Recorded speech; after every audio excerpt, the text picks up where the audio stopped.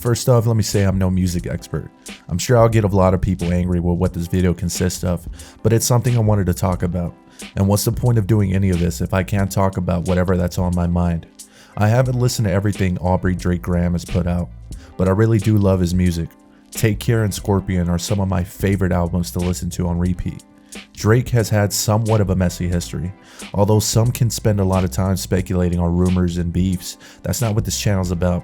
But the past has always had an admiration for the tragic artist.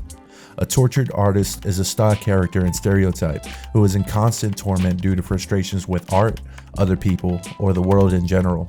For the first time in recent memory, this point in time is Drake's happiest. A proud father, a fruitful career, and loving life in general. So why does this album sound so different? It could be a number of reasons, but what I'd like to talk about today is Drake's 7th studio album, Honestly Nevermind, and the absence of artistic suffering. Drake has always been a pioneer when it comes to music, whether it's a brand new sound adopted to his own style or creating something loosely original. Controversial has become synonymous with this musician, but as Austin Kleon said, steal like an artist. It's been done plenty of times. Inspiration comes in all forms and nothing new is under the sun. Music should be ever fluent and moving, and Drake is without a doubt a giant that continues to provide us with that fact. The trope of the tortured artist is thought to have been started by Plato, who once said, "All of the good poets are not in the right mind when they make their beautiful songs." The idea of the tortured artist has been a popular trope for a long time, and there have been plenty of popular artists out there, Vincent van Gogh for example. It's a commonly held belief that artists lead eccentric, unconventional lifestyles, their eccentricity even being a measurement for valuing their work. So where does this idea of a tortured artist come from? To ancient Greeks, madness was a state of otherworldliness that could have been brought by divine or demonic forces. Demonic madness was very similar to mental illnesses today, and the opposite end of the spectrum was divine madness, and was similar to what we would call the flow state. If you ever read Robert Greene's book Mastery, you know what I'm talking about. The Greeks believed this creative intensity has a divine origin. Plato's quote was just another way of saying that when artists are creating good work, they seem to enter into a deep state of immersion, which can look to the outsider like divine influence. Motivation and emotion are excellent influences when it comes to creating art. I myself had a rough upbringing in my teenage years, and sometimes I catch myself fetishizing my trauma to create some brilliant poetry at the time. That is definitely not it. Never should we seek a negative lifestyle in pursuit of creative excellence. Mental health is important, especially in this day and age, where we are constantly reminded. There's a long list of creative geniuses who even struggle with drug addiction, which can be related to mental illness. Think Beethoven, Hemingway, and any member from the 27 Club. In a 2022 study on behavioral addictions, they found high rates of people with OCD and addictions. The researchers asked 150 people at an OCD clinic to report their symptoms, and they compared them with the symptoms of 141 individuals without OCD. Out of the people with OCD, they reported an astonishing 70% individuals with behavioral addiction, so obviously there's a correlation there. Friedrich Nietzsche once wrote, "For art to exist, for any sort of aesthetic activity to exist, a certain physiological precondition is indispensable: intoxication."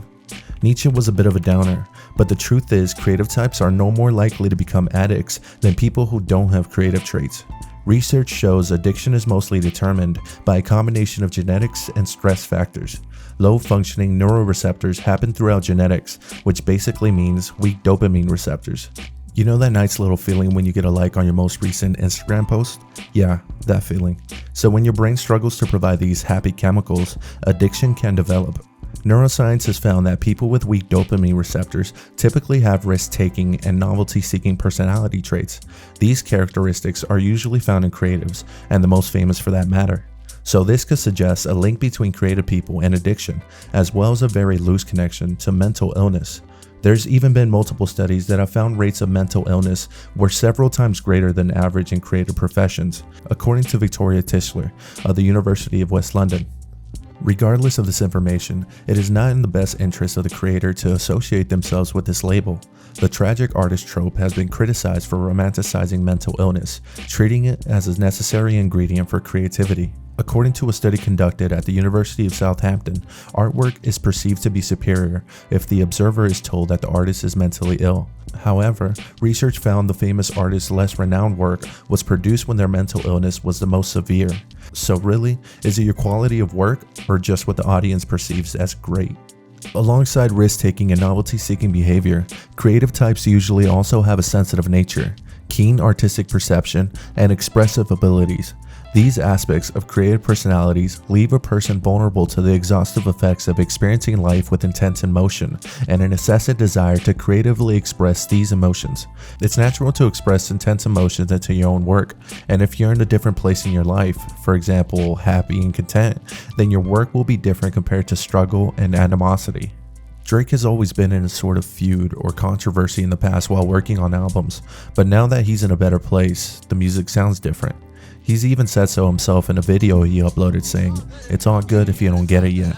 The music will be different, and that's a good thing, especially for him. I can't imagine the strain of being in the spotlight at all times, but it's good to see another human being handling it in a way that inspires new music, that doesn't sound hateful or strained.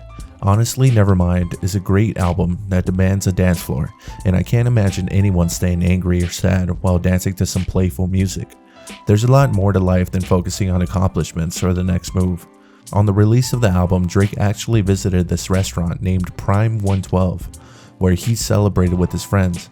After everything was done, he managed to write a sentence in the restaurant's guest book that I think summarizes his whole video. So I'll leave you guys with this. Thank you very much, everybody.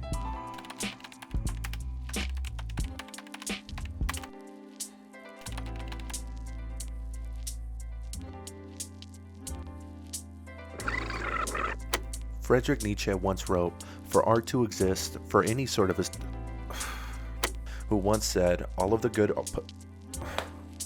Jesus. And your work will be different compared to struggle and Jesus. And an incessant